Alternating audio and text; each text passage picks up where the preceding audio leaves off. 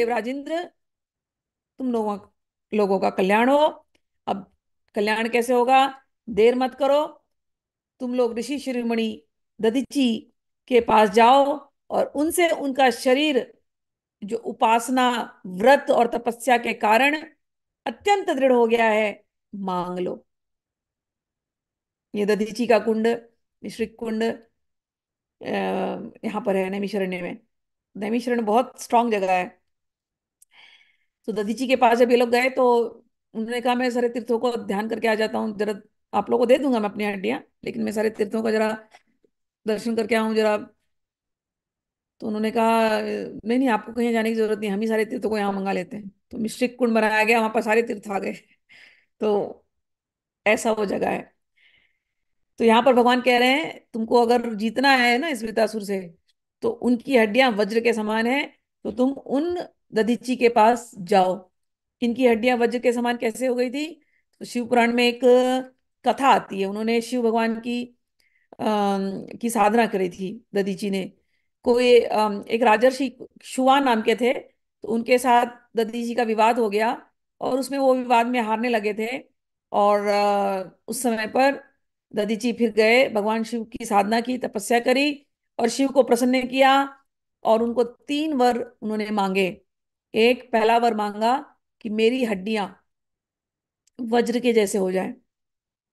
दूसरा वर मांगा, मैं कभी किसी के अधीन ना हूं, किसी से हारूं नहीं, मैं किसी के अधीन नहीं हूं। और तीसरा मांगा कि मेरी भक्ति, मेरी अनन्य भक्ति आपके चरणों में हो जाए। भगवान शिव ने उनको तथास्तु कह करके ये तीनों दिया। इसलिए उनकी हड्डियां बहुत वज्र की हो गई थी। और एक और कथा आती है जहां पर देवताओं पर संकट आ गया था। तो देवताओं ने अपने अस्त्र जाकर के इनकी कुटिया में छुपा दिया। अब असुरों को पता चला कि सारे अस्त्र इनकी कुटिया में हैं। तो असुरों ने सोचा, जाएं देवताओं के सारे अस्त्र ले लें इनकी कुटिया से। जब दधीची को यह पता चला कि मैं तो इनकी सहायता कर रहा था, मेरे सर पर ही आ गया ये, तो दधीची ने फिर जल लिया।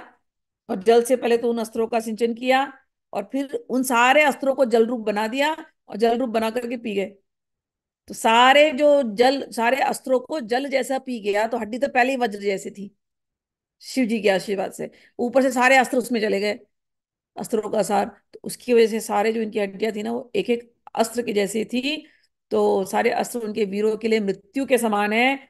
और भगवान ने कहा, तुमको यदि जीतना है तो तुम उन दधीची के पास जाओ। दधीची के पास ये गए हैं।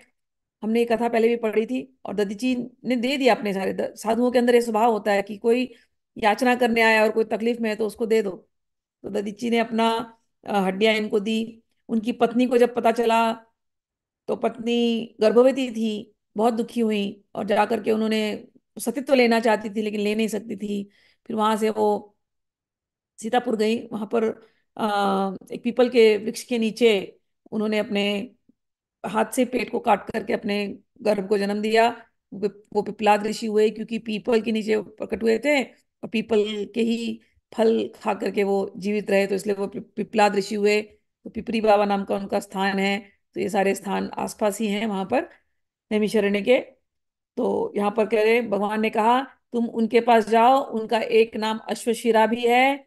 उनके उपदेश की हुई आत्मविद्या के प्रभाव से ही दोनों अश्विनी कुमार मुक्त हो गए थे।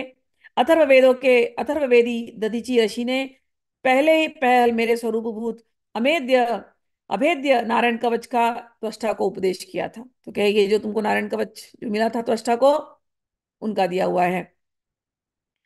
त्वष्टा ने वही विश्वरूप को दिया, और विश्वरूप से तुम्हें मिला। दधीचि ऋषि धर्म के परम सर्वज्ञ मर्मज्ञ हैं। वे तुम लोगों को अश्विनी कुमार के मांगने पर अपने शरीर के अंग अवश्य दे देंगे। इसके बाद विश्वकर्मा द्वारा उन अंगों से एक श्रेष्ठ आयुध तैयार करा लेना।